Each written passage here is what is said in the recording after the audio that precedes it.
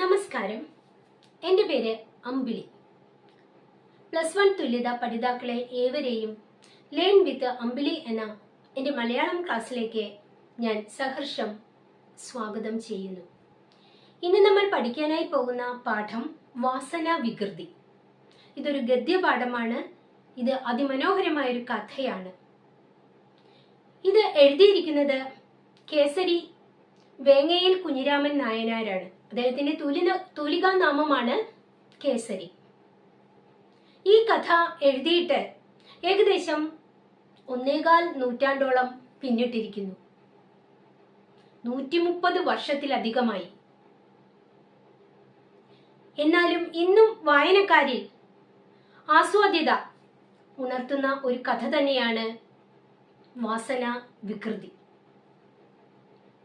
നിങ്ങൾ വായിച്ചോ ഈ പാഠഭാഗം? വായിച്ചിട്ടുണ്ടെങ്കിൽ തീർച്ചയായിട്ടും നിങ്ങൾക്ക് വീണ്ടും വീണ്ടും വായിക്കാൻ തോന്നും. അത്രമാത്രം ആസ്വാദ്യത നിറഞ്ഞ ഒരു കഥയാണിത്. നമ്മൾ പറഞ്ഞല്ലോ, വളരെ വളരെ വർഷങ്ങൾക്ക് മുമ്പ് എഴുതപ്പെട്ടതാണ് ഈ കഥയെങ്കിലും ഇന്നും അനുവാചക ഹൃദയങ്ങളിൽ നിറഞ്ഞു നിൽക്കുന്ന ഒരു കഥയായി തന്നെ നിൽക്കുന്നു. ഈ കഥയ്ക്ക് ഒരു പ്രത്യേകതയുണ്ട്. മലയാളത്തിലെ ആദ്യത്തെ കഥയാണ് നമ്മുടെ വാസന വികൃതി. ലക്ഷണയുക്തമായ ആദ്യത്തെ ചെറുകഥ. മറ്റൊരു രസാവഹമായ കാര്യമുണ്ട് കേട്ടോ. സാധാരണ കഥകളിലും നോവലുകളിലും ഒക്കെ പ്രധാന കഥാപാത്രങ്ങൾ, നായക കഥാപാത്രങ്ങൾ നല്ല വിശിഷ്ട വ്യക്തികളോ രാജാക്കന്മാരോ പ്രഭുക്കന്മാരോ ഉന്നത കുലജാതരോ ഒക്കെ ആയിരിക്കും. പക്ഷെ നമ്മുടെ ഈ കഥയിലെ നായകൻ ഒരു കള്ളനാണ്. അതെ, കള്ളൻ പ്രധാന കഥാപാത്രമായി വരുന്ന കഥ. മലയാളത്തിലെ ആദ്യത്തെ ചെറുകഥയിലെ നായകൻ തന്നെ ഒരു കള്ളനാണ്. നമുക്ക് ആ കള്ളനെ ഒന്ന് കാണണ്ടേ? ആ കള്ളൻ എങ്ങനെയുള്ള ആളാണെന്നൊന്ന് അറിയണ്ടേ, മനസ്സിലാക്കണ്ടേ?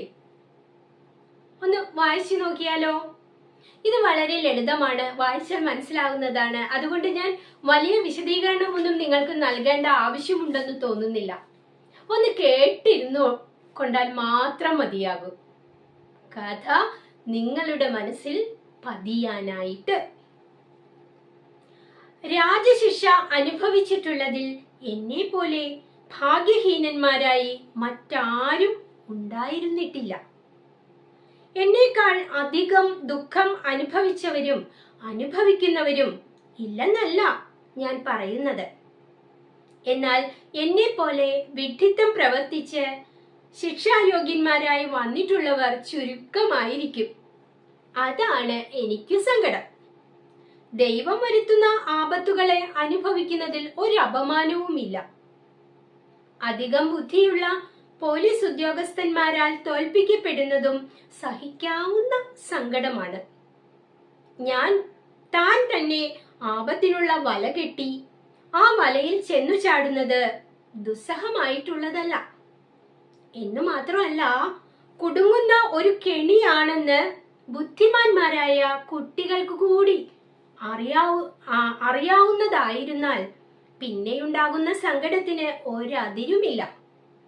ഇതാണ് അവമാനം എന്ന് പറയുന്നത്. ഇവിടെ ഈ കഥ തുടങ്ങുന്നത് തന്നെ ശ്രദ്ധിക്കൂ. കഥ ആരാണ് പറയുന്നത്? ഈ കഥയിലെ നായകനായ ആ കള്ളൻ തന്നെയാണ് കഥ പറയുന്നത്. അയാളുടെ കഴിഞ്ഞുപോയ കാര്യങ്ങൾ, ജീവിത അനുഭവങ്ങൾ, ഓർമ്മകളിലൂടെ അയാൾ പറയുന്നു. കഥാനായകൻ തന്നെ കഥ പറയുന്ന ഒരു ആഖ്യാന ശൈലിയാണ് കഥാകൃത്ത് ഇവിടെ അവലംബിച്ചിരിക്കുന്നത്. നമ്മുടെ കഥാനായകൻ കള്ളൻ, അയാൾക്ക് ഒരു രാജശിക്ഷയൊക്കെ ലഭിച്ചു. കുറെ കാലം അയാൾ ജയിലിൽ കിടന്നു, ശിക്ഷയൊക്കെ അനുഭവിച്ച് പുറത്തു വന്നിരിക്കുകയാണ്. അയാൾ പറയുന്നു ആ രാജശിക്ഷ കിട്ടാൻ കാരണക്കാരൻ അയാൾ തന്നെയാണെന്ന്. അയാൾ ചെയ്യുന്ന ഒരു അമളി, വിഡ്ഢിത്തം, അതാണ് അയാൾക്ക് ശിക്ഷ വാങ്ങിക്കൊടുക്കുന്നത്. അതാണ് അയാൾക്കൊരു അപമാനം എന്ന് തന്നെ തോന്നുന്നത്. അയാൾ എന്താണ് ചെയ്തത് എന്ന് നമുക്കൊന്ന് കാണാം. അയാൾ പറയുന്നു, എന്റെ വീട് കൊച്ചി ശീമയിലാണ്. കാടരികായിട്ടുള്ള ഒരു സ്ഥലത്താണെന്ന് മാത്രമേ ഇവിടെ പറയാൻ വിചാരിക്കുന്നുള്ളൂ. ഒരു തറവാട്ടിൽ ഒരു താവഴിക്കാർ കറുത്തും വേറൊരു താവഴിക്കാർ വെളുത്തും കണ്ടിട്ടുള്ള അനുഭവം നിങ്ങൾക്കുണ്ടായിരിക്കുമല്ലോ. എന്നാൽ നിറഭേദമുള്ളത് ദേഹത്തിനല്ല, മര്യാദയ്ക്കാണ്. എല്ലാ കാലത്തും ഒരു വകക്കാര് മര്യാദക്കാരും മറ്റേ വകക്കാര് അമര്യാദക്കാരുമായിട്ടാണ് ഉള്ളത്. ഈ വേർതിരിവ് ഇന്നും ഇന്നലെയുമായി തുടങ്ങിയതല്ല, കാരണവന്മാരുടെ കാലത്തെ ഉള്ളതാണ്. ആ മര്യാദ താവഴിയിലാണ്, അമര്യാദ താവഴി, ആ മര്യാദയല്ല മര്യാദയില്ലാത്ത അമര്യാദ താവഴിയിലാണ് എന്റെ ജനനം. എന്റെ കള്ളന്റെ അദ്ദേഹം പറയുന്നു, ആ കള്ളൻ പറയുന്നു, ഞാനൊരു മര്യാദയില്ലാത്ത അമര്യാദ താവഴിയിലാണ് ജനിച്ചത്. എന്താണ് കള്ളന്റെ ആ ഒരു താവഴിയുടെ പാരമ്പര്യത്തിന്റെ പ്രത്യേകത? എന്തുകൊണ്ടാണ് അമര്യാദ താവഴിയിലാണ് ജനിച്ചത് എന്ന് നമ്മുടെ കഥാനായകൻ പറയുന്നത്? നോക്കാം. ഇക്കണ്ടക്കുറുപ്പ്, രാമൻ നായർ എന്നിങ്ങനെ രണ്ട് ദിവ്യ പുരുഷന്മാരെ നിങ്ങളിൽ ചിലരെങ്കിലും കേട്ടിരിക്കാതിരിക്കില്ല. രണ്ടു പേരുകൾ ഇവിടെ വന്നിരിക്കുന്നു. ഒന്ന് ഇക്കണ്ടക്കുറുപ്പ്, ഒന്ന് രാമൻ നായർ. അവരിൽ ആദ്യം പറഞ്ഞ മനുഷ്യൻ ഇക്കണ്ടക്കുറുപ്പ് എന്റെ 4ാം അച്ഛനാണ്. 4 തലമുറയ്ക്ക് മുമ്പുള്ള അച്ഛനാണ്. 4 തലമുറ മുമ്പിലത്തെ ഒരു അമ്മാവനാണ് രാമൻ നായർ. അദ്ദേഹത്തിന്റെ ഓർമ്മയ്ക്ക് തന്നെയാകുന്നു ആ പേര് എനിക്കിട്ടിട്ടുള്ളതും. എന്തായാലും നമ്മുടെ കഥാനായകന്റെ പേര് ഇവിടെ വെളിപ്പെട്ടിരിക്കുന്നു. എന്താണ് ആ 4 തലമുറയ്ക്ക് മുമ്പുള്ള അച്ഛന്റെ പേര്? ഇക്കണ്ടക്കുറുപ്പ്. നല്ല പേര് അല്ലെ? ഇക്കണ്ടക്കുറുപ്പ് നമ്മുടെ കഥാനായകന്റെ പേര്. അതുകൊണ്ട് ദ്വേധ നാരായണീയം എന്ന് പട്ടേരി പറഞ്ഞതുപോലെ മക്കത്തായ വഴിക്കും മരുമക്കത്തായ വഴിക്കും എനിക്ക് കള്ളനാവാനുള്ള യോഗവും വാസനയും അതികേമമായിരുന്നു. ദ്വേധ്വാ നാരായണീയം അതൊരു പ്രയോഗമാണ്. മേൽപ്പത്തൂർ നാരായണ ഭട്ടതിരി, നമ്മളെല്ലാവരും കേട്ടിട്ടുള്ള ഒരു ഗുരുവായൂരപ്പന്റെ ഭക്തൻ, അദ്ദേഹം എഴുതിയ പ്രശസ്തമായ കാവ്യമാണ് നാരായണീയം. സാക്ഷാൽ മഹാവിഷ്ണു നാരായണനെ കഥാപാത്രമാക്കിക്കൊണ്ട് മേൽപ്പത്തൂർ എഴുതിയ മഹത് കാവ്യം. ഇവിടെ കഥ നാരായണനെ കുറിച്ചുള്ളത്, എഴുതിയിട്ടുള്ളത് നാരായണനും. അവിടെ ദേത്വ രണ്ടും നാരായണൻ എന്ന ഒരു വിശിഷ്ട മഹത്വം ഇവിടെ പ്രയോഗത്തിൽ വരുത്തിയിരിക്കുന്നു. നമ്മുടെ ഈ കഥയിൽ ഇതിന് എന്താണ് പ്രാധാന്യം, അല്ലെങ്കിൽ ഇവിടെ എന്തുകൊണ്ടാണ് ഈ ദേത്വ നാരായണീയം എന്ന് പറഞ്ഞത് എന്ന് ചോദിച്ചാൽ കാരണമുണ്ട്. നമ്മുടെ കഥാനായകൻ ഇക്കണ്ടക്കുറുപ്പ് പാരമ്പര്യമായിട്ട് അമ്മ വഴിക്കും അച്ഛൻ വഴിക്കും 2 കുടുംബക്കാരും മോഷണം തൊഴിലാക്കിയവരായിരുന്നു. അച്ഛന്റെ വഴിക്കും പാരമ്പര്യം നല്ലത് മോഷണം, അമ്മയുടെ വഴിക്കും അമ്മാവിന്റെ കാര്യം ഇവിടെ പറയുന്നുണ്ടല്ലോ, 4 തലമുറ മുമ്പുള്ള രാമൻ നായര്. 2 വഴിക്കും 2 താവഴിക്കും നമ്മുടെ കഥാനായകന് ഇതാ കിട്ടിയിരിക്കുന്ന ഒരു പാരമ്പര്യ കഴിവാണ് മോഷണം. അപ്പൊ ദേത്വ നാരായണീയം രണ്ടും കിട്ടി എന്ന് പറയുന്നത് പോലെ ഇവിടെ 2 വഴിക്കും കിട്ടിയിരിക്കുന്നു മോഷണം എന്ന സ്വഭാവം. വീണ്ടും അദ്ദേഹം തുടരുന്നു. എന്റെ പാരമ്പര്യ മഹാത്മ്യത്തെ എല്ലാവരും പൂർണ്ണമായി അറിവാൻ വേണ്ടി 4ാം അച്ഛനായ ഇക്കണ്ടക്കുറുപ്പിന്റെ മുത്തച്ഛനായിരുന്നു ഇട്ടി നാരായണൻ നമ്പൂതിരി എന്നുകൂടി ഇവിടെ പറയേണ്ടതായി വന്നിരിക്കുന്നു. 4ാം അച്ഛനാണല്ലോ ഇക്കണ്ടക്കുറുപ്പ്, അതീവ മോഷ്ടാവ്. ആ ഇക്കണ്ടക്കുറുപ്പിന്റെ അച്ഛൻ ആരാണ്? ഇട്ടി നാരായണൻ നമ്പൂതിരി. അദ്ദേഹവും വലിയ മോഷ്ടാവാണ്. ആ കാര്യം കൂടി ഞാനിവിടെ പറയട്ടെ. അപ്പോ നമ്മളിവിടെ മനസ്സിലാക്കേണ്ട കാര്യം, തലമുറയായിട്ട് നമ്മുടെ കഥാനായകൻ, ആ കഥാനായകന്റെ കുടുംബം മോഷ്ടാക്കളായിരുന്നു. നമ്മുടെ പാവം കഥാനായകനെ നമുക്ക് കുറ്റം പറയാൻ സാധിക്കില്ല. ജന്മസിദ്ധമായിട്ട് കിട്ടിയ വാസനയാണ് മോഷണം, അല്ലാതെ സ്വയം ചെയ്യാൻ തുടങ്ങിയതല്ല. പാരമ്പര്യം അനുസരിച്ച് തലമുറകളായിട്ട് കൈ വന്ന് ചേർന്നിട്ടുള്ള ഒരു അനുഭവ സമ്പത്ത്. മോഷണം, വാസന, ജന്മവാസന. കഥയുടെ പേര് വാസന വികൃതി എന്നാണ്. അപ്പോൾ ഇവിടെ ജന്മവാസന കൊണ്ടുണ്ടായ വികൃതി, അതാണ് നമ്മുടെ കഥാനായകന്റെ ഈ മോഷണ സ്വഭാവം. ഇട്ടിയാറാണനാണ് മുത്തച്ഛൻ ഇട്ടി നാരായണനെ ചുരുക്കി പറയുന്നതാണ് ഇട്ടിയാറാണൻ. ഇട്ടിയാറാണന്റെ കഥ കേൾക്കാത്ത വിട്ടിയുണ്ടെങ്കിൽ അവനായിട്ട് ഇത് ഞാൻ എഴുതുന്നില്ല. ബാല്യത്തിൽ തന്നെ എന്നെ അമര്യാദ താവഴിയിൽ നിന്ന് വേർപെടുത്തുവാൻ വീട്ടിലുള്ളവരിൽ ചിലരൊക്കെ ഉത്സാഹിച്ചു. സാധിച്ചില്ലെങ്കിൽ അവരുടെ പ്രയത്നക്കുറവല്ലെന്ന് ഞാൻ സത്യം ചെയ്ത് കൈപ്പീത്തു കൊടുക്കാം, എഴുതി കൊടുക്കാം. എന്റെ വാസനാബലം എന്നു മാത്രമേ പറയാനുള്ളൂ. നമ്മുടെ കഥാനായകനെ ഈ മോഷണം ഒക്കെ ചെയ്യുന്ന ആ ഒരു വാസനയിൽ നിന്നും ഒഴിവാക്കാൻ വീട്ടിലുള്ളവരൊക്കെ ഒരു ചെറിയ ശ്രമം നടത്തി നോക്കി. വിജയിച്ചോ? ഇല്ല. കാരണം നമ്മുടെ കഥാനായകന്റെ ഉള്ളിൽ ആ വാസന അങ്ങനെ ഉറങ്ങിക്കിടക്കുകയാണ്. അത് ഏത് സമയം ഉണർന്നു വരാം. ഒരു രക്ഷയുമില്ല ഉള്ളിൽ നിന്നും അതിനെ എടുത്തു കളയാനായിട്ട്. അത്ഭുതമെന്ന് പറയട്ടെ, വിദ്യാഭ്യാസ വിഷയത്തിൽ ഞാൻ ഒരു മടിയനായിരുന്നു എന്ന് ഒരിക്കലും പറഞ്ഞുകൂടാ. എന്റെ സഹപാഠികളിൽ അധികം പേരും എന്നേക്കാൾ ബുദ്ധി കുറഞ്ഞവരായിരുന്നു എന്നുള്ളതിലേക്ക് ഞങ്ങളുടെ ഗുരുനാഥൻ തന്നെയാണ് സാക്ഷി. അദ്ദേഹത്തിന്റെ പഠനത്തെ കുറിച്ച് പറയുന്നു. 10 കൊല്ലം കൊണ്ട് 30 സർഗം കാവ്യം ഗണോഷ്ടക വിൽപ്പത്തി മാത്രമായി അവശേഷിക്കുന്ന ഗംഭീരന്മാർ മലയാളത്തിൽ പലയിടത്തുമുണ്ട്. ഞാൻ 5-8 സർഗം കാവ്യം പഠിച്ചിട്ടുണ്ട്. ഒട്ടും പഠിക്കാതെ ഇരുന്നിട്ടില്ല. 5-8 സർഗം കാവ്യം പഠിച്ചിട്ടുണ്ട്. വിൽപ്പന്നനായി എന്ന് മേനി പറയത്തക്ക അറിവൊന്നും എനിക്ക് ഉണ്ടായിട്ടില്ല. എങ്കിലും വ്യാഖ്യാനമുണ്ടെങ്കിൽ മറ്റ് സഹായം കൂടാതെ ഒരുവിധം ഭാവം മനസ്സിലാക്കത്തക്ക വ്യുൽപ്പത്തി എനിക്കുണ്ടായി. 5 സർഗം കാവ്യം പഠിച്ചിട്ടുണ്ട്. ഒരുപാട് വലിയ അറിവൊന്നും എനിക്കില്ല. എന്നാലും കുറച്ച് കാര്യങ്ങളൊക്കെ എനിക്ക് പറയാൻ സാധിക്കും. ഇത് സമ്പാദിച്ചപ്പോഴേക്കും 2 വഴിക്കും കൂടി കിട്ടിയിട്ടുള്ള വാസന കൊണ്ട്, 2 വഴിക്കും കൂടി കിട്ടിയിട്ടുള്ള വാസന. എന്താണ് ആ വാസന? അച്ഛൻ വഴിക്കും കിട്ടിയിട്ടുള്ള വാസന, അമ്മ വഴിക്കും കിട്ടിയിട്ടുള്ള ജന്മവാസന. മോഷണം ചെയ്യാനുള്ള ആ ഒരു ത്വര, ഇഷ്ടം, അതുകൊണ്ട് എനിക്ക് പഠനത്തിലൊന്നും താല്പര്യമില്ലാതെ ഒരു മോഹവും ഇല്ലാതെയായി മാറി. വീണ്ടും തുടരുന്നു. കാടരികിൽ വീടായതുകൊണ്ട് ഇടയ്ക്കിടെ കാട്ടിൽ പോകാനും പല മൃഗങ്ങളുമായി നേരിടുവാനും സംഗതി വന്നതിനാൽ, കാടിന്റെ അരികിലാണല്ലോ വീട്, അതുകൊണ്ട് കാട്ടിൽ പോകും, മൃഗങ്ങളുമായിട്ട് നേരിടും. അങ്ങനെ സംഗതി വന്നതിനാൽ ബാല്യം മുതൽക്ക് തന്നെ പേടി എന്ന ശബ്ദത്തിന് എന്നെ സംബന്ധിച്ചിടത്തോളം യാതൊരർത്ഥവും ഇല്ലാതെയായി. പേടിയില്ലാത്ത മനുഷ്യൻ. വായിക്കുന്ന കാലത്ത് തന്നെ കോണം കക്കാനും പ്രഹരം കൊള്ളാറും ഉണ്ട്.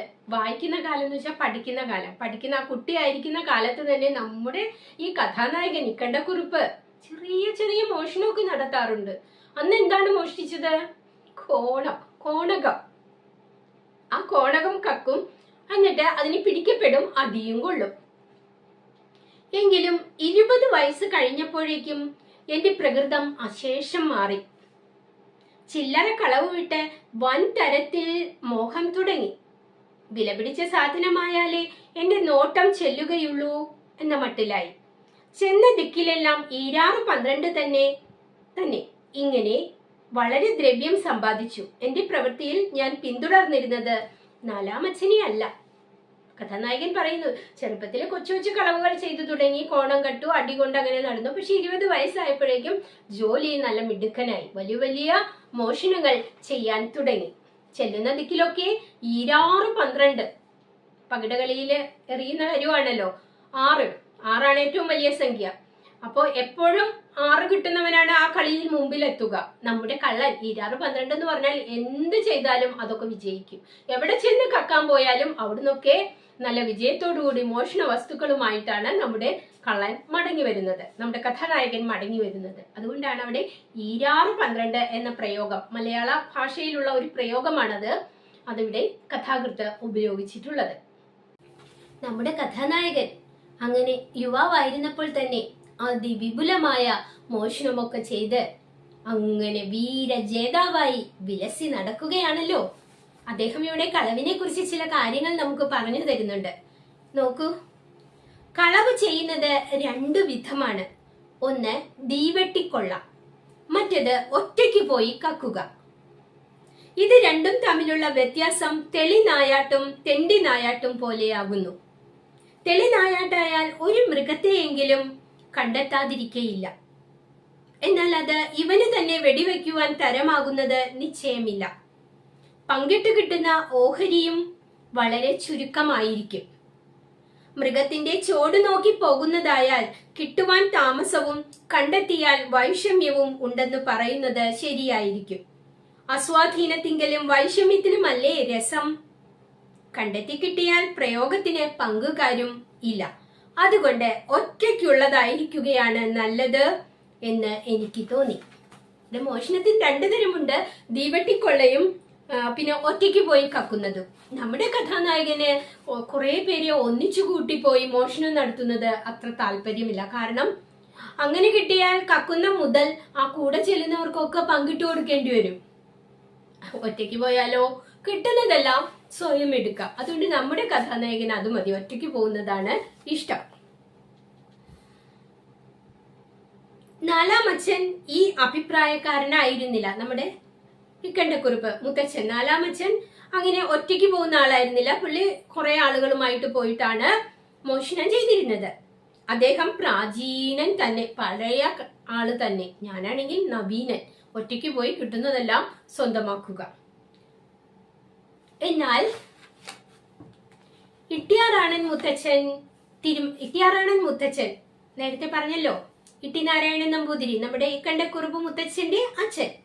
അദ്ദേഹം തിരുമനസ്സുകൊണ്ട് എന്റെ മതക്കാരനായിരുന്നു. എന്റെ ആ ഒരു ഇഷ്ടം ഉള്ള ആളായിരുന്നു. നമ്മുടെ കഥാനായകന്റെ മോഷണത്തിന്റെ ഇഷ്ടം നമ്മളിപ്പോ മനസ്സിലാക്കി.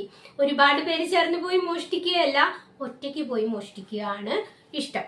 അങ്ങനത്തെ ഒരു ഇഷ്ടമുള്ള മുത്തച്ഛനായിരുന്നു നമ്മുടെ ഇട്ടിയാറാണൻ മുത്തച്ഛൻ. ഇത്ര വളരെ കാലം മുമ്പ് തന്നെ ഇദ്ദേഹത്തിനും നവീന ബുദ്ധി ഉണ്ടായിരിക്കുന്നത് വിചാരിക്കുമ്പോൾ ഇദ്ദേഹത്തിനെ അമാനുഷ്യൻ എന്ന് ഇരിങ്ങാലക്കുട ഗ്രാമക്കാർ പറയുന്നത് അത്ര കഷ്ടമല്ല. വീട്ടിൽ നിന്ന് ചാടിപ്പോന്നതിൽ പിന്നെ 5 കൊല്ലത്തോളം ഞാൻ പുറത്തിറങ്ങി സമ്പാദിച്ചു. വീട്ടിൽ നിന്ന് ഇറങ്ങിപ്പോയി, എന്നിട്ട് 5 കൊല്ലം ഞാൻ സമ്പാദിച്ചു. പണി ചെയ്താണോ സമ്പാദിച്ചത്? അല്ല, മോഷണം നടത്തി ആവശ്യത്തിലധികം സമ്പാദിച്ചു. അപ്പോഴേക്കും കൊച്ചി രാജ്യത്ത് പുതിയ പോലീസിനെ ഏർപ്പെടുത്തി. അക്കാലത്ത് തൃശൂർ പേരൂർക്ക് സമീപം ഒരു ദിക്കിൽ ഞാനൊരു കളവ് നടത്തി. ഒരു ഗന്ധർ സാഹിബിന്റെ പരിവാരങ്ങൾക്ക് അശേഷം രസമായില്ല പോൽ. കളവുണ്ടായത് ഒരു ഇല്ലത്താണ്. ആ കളവൊന്ന് കേട്ടു നോക്കൂ. നമ്മുടെ കഥാനായകൻ നടത്തിയ ഒരു കളവ്, അതൊരു ഇല്ലത്താണ്. ഗൃഹനാഥന്റെ മകനായിരുന്നു എനിക്ക് ഒറ്റ. ഈ കള്ളൻ പാശി കളിക്കാരനായിരുന്നു. ആ ഇല്ലത്തെ ഒരു വ്യക്തിയാണ്, മകനാണ് നമ്മുടെ കള്ളനെ കൊണ്ട് മോഷണം ചെയ്യിപ്പിക്കുന്നത്. ആ ഇല്ലത്തെ മകൻ ഒരു പാശി കളിക്കാരൻ. പാശി എന്ന് പറഞ്ഞാൽ ഈ എന്താ പറയാ, പകിട കളിക്കുമല്ലോ, അത് തന്നെ. അങ്ങനെയുള്ള ഒരു കളിക്കാരനായിരുന്നു അയാൾ. അതില് കളിച്ച് കടം പറ്റി. വീട്ടുന്നതിന് നിവർത്തിയുമില്ല. അതുകൊണ്ടാണ് എന്നെ ശരണം പ്രാപിച്ചത്. നമ്മുടെ കള്ളനെ കൊണ്ട് ചില സിനിമകളിലൊക്കെ കണ്ടിട്ടില്ലേ, അവരുടെ വീട്ടിലെ കാര്യങ്ങൾ അവരവർ തന്നെ മോഷണം ചെയ്യുന്നത്. പക്ഷെ ഇവിടെ ഒരു ചെറിയ വ്യത്യാസമേ ഉള്ളൂ. ഈ നമ്പൂതിരി ഇല്ലത്തെ മകൻ പകിട കളിച്ച് കുറെ കടം കയറി. അയാൾക്ക് കുറെ പണം വേണം. അത് അയാളുടെ വീട്ടിൽ നിന്ന് തന്നെ എടുക്കാൻ നോക്കുകയാണ്. അതിന് സഹായത്തിന് നമ്മുടെ കഥാനായകനായ കള്ളനെ വിളിക്കുകയാണ്. അച്ഛൻ നമ്പൂതിരി ഉണരാതിരിപ്പാൻ കറുപ്പ് കൂടിയ മരുന്ന് ഞാൻ കുറെ കൊടുത്തിട്ടുണ്ടായിരുന്നു. അത് വൈകുന്നേരത്തെ പാലിലിട്ട് കൊടുപ്പാനാണ് ശട്ടം കെട്ടിയിരുന്നത്. 4-1 മാത്രമേ കൊടുക്കാവൂ എന്ന് പ്രത്യേകം താക്കീത് ചെയ്തിട്ടുണ്ടായിരുന്നു. അകത്ത് കടന്ന് ഒതുക്കാവുന്നതെല്ലാം ഞാൻ കൈക്കലാക്കി. നമ്പൂതിരിയുടെ തലയ്ക്കൽ ഒരു ആഭരണപ്പെട്ടി വച്ചിരിക്കുന്നതും തട്ടണമെന്ന് കരുതി അങ്ങോട്ട് ചെന്നു. അദ്ദേഹം ഉണരുമോ എന്നെനിക്ക് ഭയമുണ്ടായിരുന്നു. അതുണ്ടായില്ല. എങ്ങനെയാണ് ഉണരുന്നത്? ഒരിക്കലും ഉണരാത്ത ഉറക്കമാണ് അദ്ദേഹം ഉറങ്ങിയിരുന്നത്. ആ മഹാപാപി തന്റെ മനോരഥം സാധിക്കുന്നതിന് ഒരു തടസ്സവും വരരുതെന്ന് വിചാരിച്ച് ഞാൻ കൊടുത്ത ആ മരുന്ന് മുഴുവനും പാലിലിട്ട് ആ അച്ഛന് കൊടുത്തു. അതാണ് സംഭവം. ഇവിടെ ഒരു കൊലപാതകമാണ് നടന്നിരിക്കുന്നത്, അല്ലേ? പക്ഷെ ആ കൊലപാതക വർണ്ണന കേൾക്കുമ്പോൾ ആ ഭയങ്കര അവസ്ഥയല്ല, നമ്മൾ ചിരിക്കുകയാണ് ചെയ്യുന്നത്. അതിന്റെ കാരണം ആ ഭാഗം പറയുന്ന ആഖ്യാനം തന്നെ. നമ്മുടെ കള്ളൻ കുറച്ച് കറുപ്പ് കൊടുത്തിരുന്നു ആ ഇല്ലത്തെ നമ്പൂതിരി ഉറങ്ങുന്നതിനായിട്ട്. ഉണരരുതല്ലോ, ഉണർന്നാൽ കണ്ടുപിടിക്കും. അന്ന് കൊടുത്തതിന് 4/1 മാത്രമേ കൊടുക്കാവൂ എന്നും മകനോട് പറഞ്ഞിരുന്നു. പക്ഷെ മകൻ വിചാരിച്ചു അച്ഛൻ നന്നായി ഉറങ്ങിക്കൊള്ളട്ടെ എന്ന് വിചാരിച്ച് മൊത്തം അങ്ങ് കൊടുത്തു. ഫലം എന്തായിരുന്നു? ആ നമ്പൂതിരി മരണപ്പെട്ടു, കൊല്ലപ്പെട്ടു. അപ്പോൾ അതൊരു കൊലപാതകം തന്നെയാണ്. പക്ഷെ ഇവിടെ പറയുന്ന ആ മഹൻ പാപി തന്റെ മനോരഥം സാധിക്കുന്നതിന് ഒരു തടസ്സവും വരരുതെന്ന് വിചാരിച്ച് ഞാൻ കൊടുത്ത മരുന്ന് മുഴുവനും അങ്ങ് പാലിൽ ചേർത്ത് കൊടുത്തു. ഞാൻ എടുത്ത മുതലിൽ ആഭരണപ്പെട്ടി മുഴുവൻ എന്റെ സ്നേഹിതയായ കല്യാണിക്കുട്ടിക്ക് കൊടുത്തു. അവൾക്ക് എന്നെയും എനിക്ക് അവളെയും വളരെ അനുരാഗമുണ്ടായിരുന്നു. പെട്ടിയിൽ നിന്നും ഒരു പൂവച്ച മോതിരം എടുത്ത് ഒരു ദിവസം രാത്രി എന്റെ ഇടത്തെ കൈയിന്റെ മോതിര വിരലിന്മേൽ അവൾ ഇടുവിച്ചു. അന്നു മുതൽക്ക് ആ മോതിരത്തെ പറ്റി എനിക്ക് അതിപ്രേമമായിരുന്നു. മോതിരത്തിനോട് കൂടുതൽ ഇഷ്ടം വന്നത് അത് കല്യാണിക്കുട്ടി കയ്യിലിട്ടത് കൊണ്ടാണ്. ആ മോതിരം ഏതാണ്?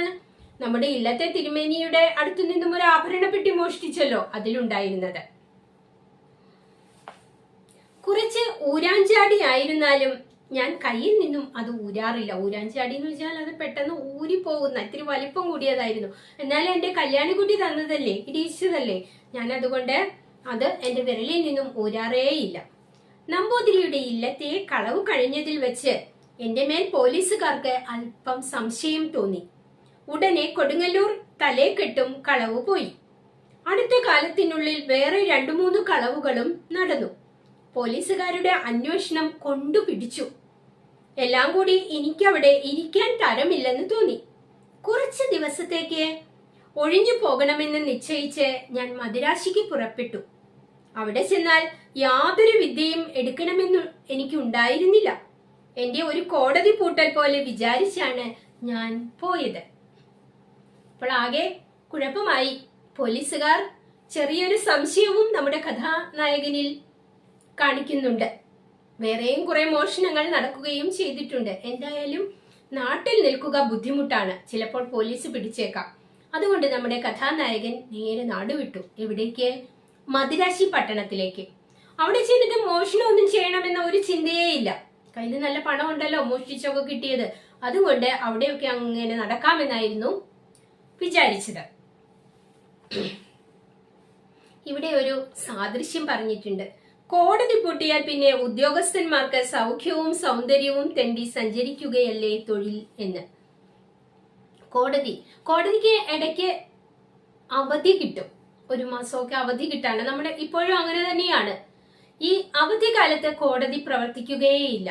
അവിടെ ആർക്കും ചെല്ലേണ്ട ആവശ്യമില്ല. ആ സമയത്ത് കോടതിയിലെ വക്കീൽമാരും ജഡ്ജിയും ഉദ്യോഗസ്ഥരും എല്ലാം ഓരോ വിനോദങ്ങളിൽ, ടൂറുകളും ഓരോ സ്ഥലങ്ങളൊക്കെ കാണാൻ ഇങ്ങനെ പോകും. നമ്മുടെ കഥാനായകനും ഇപ്പോൾ അതുപോലെ അവധിയിലാണ്, കോടതിയിലെ അവധി പോലെ 1 മാസത്തേക്ക് മദിരാശി പോയി കറങ്ങുകയാണ്. അതുപോലെ ഞാനും ചെയ്യുവാൻ നിശ്ചയിച്ചു. മദിരാശിയിൽ ചെന്ന് 1 മാസത്തോളം ഞാൻ കാഴ്ചയൊക്കെ കണ്ട് അങ്ങനെ നടന്നു. നല്ല കുട്ടിയായിട്ട്, മോഷണമില്ല, ഒരു കുഴപ്പമില്ല. അവിടെ ചെന്ന് ഞാൻ ഈ വക പരിപാടികളൊന്നും ചെയ്യുന്നില്ല എന്ന് തീരുമാനിച്ചുവാണല്ലോ പോയത്. പക്ഷെ എന്ത് സംഭവിച്ചു?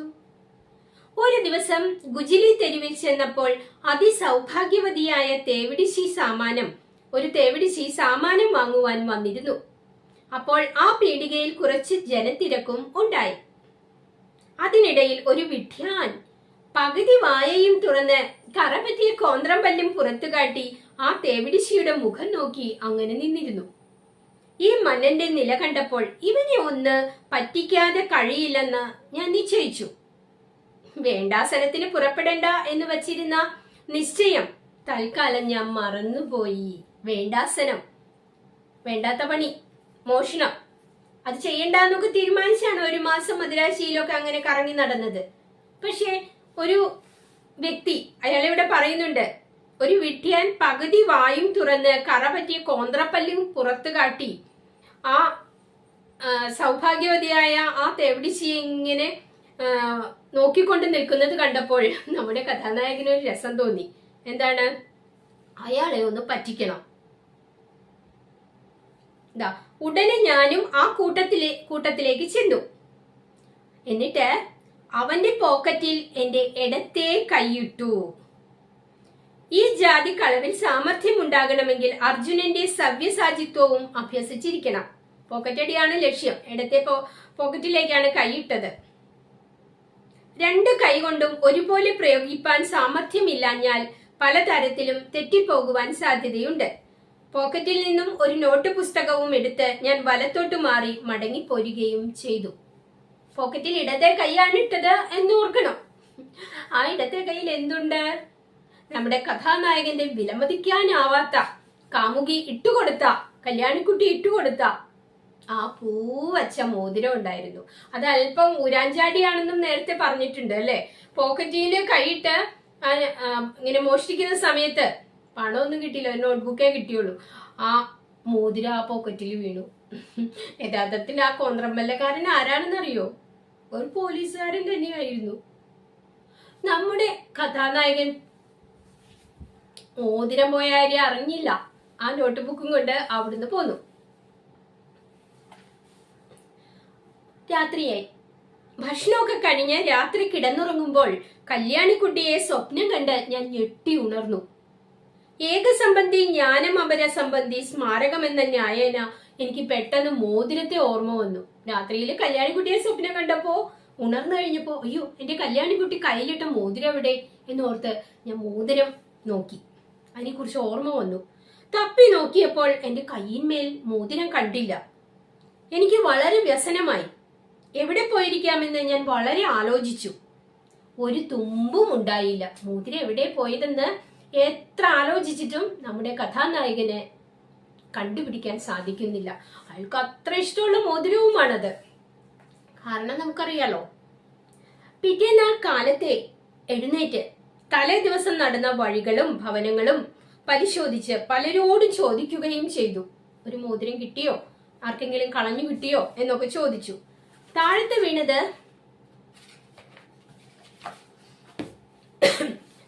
വീണത് കൊണ്ടുപോയിരിക്കണമെന്ന് നിശ്ചയിച്ച് ഞാൻ പോലീസ് സ്റ്റേഷനിൽ ചെന്ന് അറിവ് കൊടുത്തു. നമ്മുടെ കഥാനായകന്റെ മന്ദബുദ്ധി വിഡിത്തം ഇവിടെ നടക്കുന്നു. മോതിരം പോയി. മോതിരം എവിടെ പോയെന്ന് നമുക്കറിയാം അല്ലെ. പക്ഷെ നമ്മുടെ കഥാനായകന് മാത്രം അത് ഓർമ്മ വരുന്നില്ല. അയാൾ അവിടെ എല്ലാം തപ്പി നടന്നു, കണ്ടവരോടൊക്കെ ചോദിച്ചു, മോതിരം കിട്ടുന്നില്ല. ഒടുവിൽ തീരുമാനിക്കുകയാണ് ആരോ അതെടുത്തോണ്ട് പോയി. എന്നാൽ പോലീസ് സ്റ്റേഷനിൽ കൊണ്ടുപോയി പരാതി കൊടുക്കാം, പോലീസുകാർ തപ്പി എടുക്കട്ടെ എന്ന് വിചാരിച്ച അങ്ങനെ ചെയ്യുകയാണ്. യഥാർത്ഥത്തിൽ ഈ മോതിരം മോഷണം മുതലല്ലേ, അതും ഒരു നമ്പൂതിരിയെ കൊന്നത് സംബന്ധിച്ച കേസുള്ള ഒരു മോഷണം. പിടിക്കപ്പെട്ടാൽ ശിക്ഷ ഉറപ്പു തന്നെ. നമ്മുടെ ഈ വിഡ്ഢി കഥാനായകൻ ഈ കല്യാണിക്കുട്ടിയെ മനോരഥം ചെയ്തുകൊണ്ട് നടന്നതുകൊണ്ട്, അവൾ നൽകിയ മോതിരമായതുകൊണ്ട് മറ്റൊന്നും ഓർമ്മിക്കുന്നില്ല. നേരെ പോലീസ് സ്റ്റേഷനിൽ കൊണ്ടുവന്ന് പരാതി കൊടുത്തു.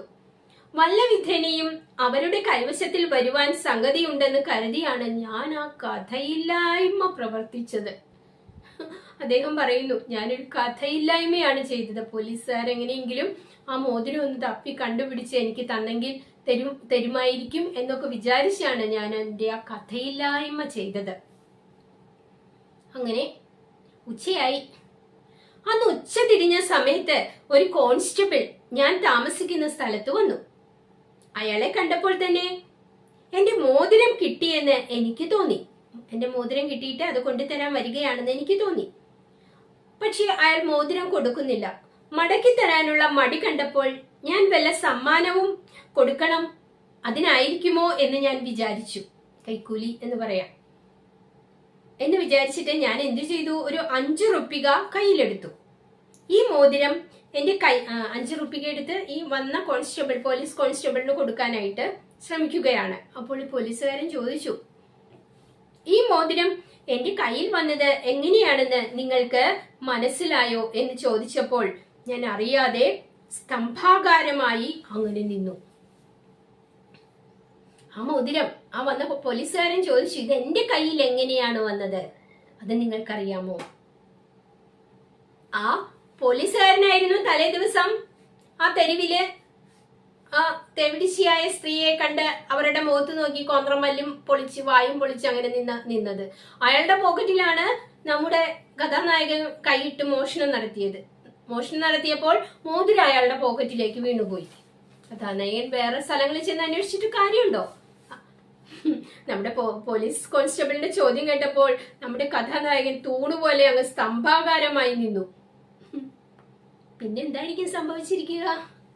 എനിക്ക് ഓർമ്മ വന്നപ്പോൾ കൈവിലങ്ങ് വെച്ച് ദേഹപരിശോധന കഴിച്ച് പോക്കറ്റിൽ നിന്ന് നോട്ട് പുസ്തകവും എടുത്ത് മേശപ്പുറത്ത് തന്നെ വെച്ചിരിക്കുന്നു. തലേന്ന് മോഷ്ടിച്ച ആ നോട്ട് പുസ്തകവും എടുത്തു വച്ചിട്ടുണ്ട്.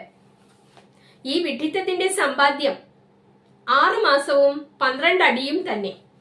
ഈ വിഡ്ഢിത്തത്തിന്റെ സമ്പാദ്യം എന്ന് പറയുന്നത് എന്താണ്? ആ മോഷ്ടിച്ച മുതൽ മോതിരം കളവ് പോയി എന്ന് പോലീസിൽ ബോധമുള്ള ആരെങ്കിലും പരാതി കൊടുക്കുമോ? അതൊരു വിഡ്ഢിത്തമായ പ്രവൃത്തിയല്ലേ? അതുകൊണ്ടാണ് വിഡ്ഢിത്തത്തിന്റെ സമ്പാദ്യം 12 അടിയും കിട്ടി, 6 മാസത്തെ തടവും കിട്ടി. അതെല്ലാം കഴിഞ്ഞ് ഞാനിതാ പുറത്തു വന്നിരിക്കുന്നു. നമ്മുടെ കഥയുടെ ആരംഭത്തിൽ അതാണ് പറയുന്നത്. പുറത്തു വന്ന നമ്മുടെ കഥാനായകൻ രാജശിക്ഷ അനുഭവിച്ചിട്ടുള്ളതിൽ എന്നെ പോലെ ഭാഗ്യഹീനന്മാരായി മറ്റാരും ഉണ്ടായിട്ടില്ല എന്നല്ലേ ആദ്യം പറയുന്നത്. ഇപ്പോൾ മനസ്സിലായല്ലോ, തെറ്റ് ചെയ്താൽ ശിക്ഷ കിട്ടും, രാജശിക്ഷ കിട്ടും, ജയിലിൽ കിടക്കേണ്ടി വരും, അടികൊള്ളേണ്ടി വരും. പക്ഷെ അതവര് അറിഞ്ഞുകൊണ്ട് ചെയ്യുന്നതല്ല, അവർക്ക് അത് പറ്റിപ്പോകുന്നതാണ്. പക്ഷെ നമ്മുടെ കഥാനായകനാകട്ടെ അറിഞ്ഞുകൊണ്ട് അബദ്ധം അമളി ചെയ്തിരിക്കുന്നു. ഇത്ര കൊള്ളരുതാത്ത ഞാൻ ഇനി ഈ തൊഴിലിൽ ഇരുന്നാൽ 4-ാം അച്ഛനത് അപമാനം ഉണ്ടാക്കും. എന്റെ 4-ാം അച്ഛൻ ഇക്കണ്ടക്കുറുപ്പ് വലിയ പേരുകേട്ട കള്ളനായിരുന്നു. അദ്ദേഹം ഇതുപോലെയുള്ള അമളികളൊന്നും ചെയ്തിട്ടില്ല. ഞാൻ അദ്ദേഹത്തിന്റെ താവഴിയിൽ ജനിച്ച മറ്റൊരു മകനാണ്. ഞാൻ ഇങ്ങനെ വിഡിത്തം ചെയ്തത് എന്റെ മുത്തച്ഛന് പേരുദോഷം ഉണ്ടാക്കും. അതുകൊണ്ട് ഞാൻ ഇനി ഈ പണി തുടരുന്നത് ശരിയല്ല. കളവ ചീത്തയാണെന്നല്ലേ എല്ലാവരും പറയുന്നത്? ഞാൻ എന്റെ തൊഴിലും താവഴിയും ഒന്ന് മാറ്റി നോക്കട്ടെ.